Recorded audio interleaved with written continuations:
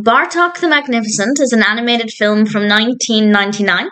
This is directed by Bluth and Gary Goldman. It's written by Jay Lacopo, and we have an amazing voice cast, including Hank Azaria, Kelsey Grammer, Andrea Martin, Catherine O'Hara, Tim Curry, Jennifer Tilly.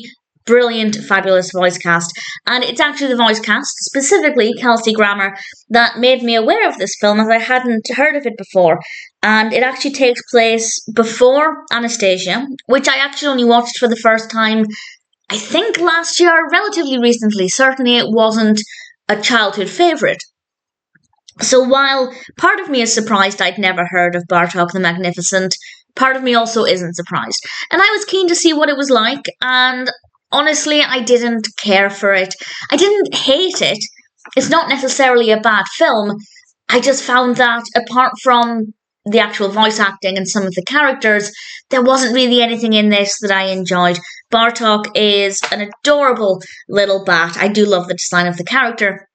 And he has to go on this quest to find these different items because Baba Yaga has commanded that he does so, and there are various obstacles along the way, and the narrative goes off in a pretty well-written, well-developed narrative. I will say that the narrative is very well done. There's nothing about it that seemed slow. There wasn't anything that seemed unrealistic within the context of the story. So I do think it's well written. The pacing is good.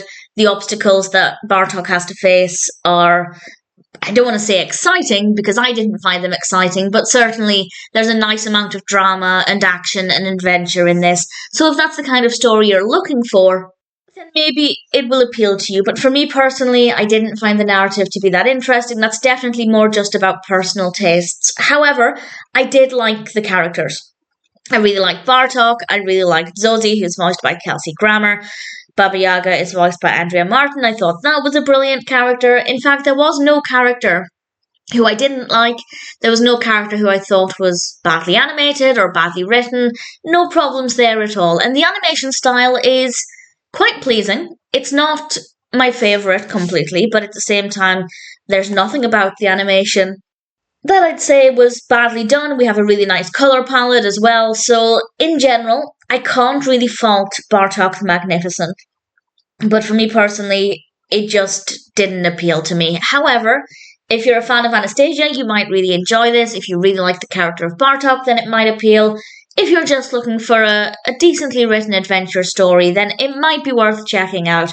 But as I said, for me personally, Bartok the Magnificent just isn't one that I really cared for. I don't mind having seen it.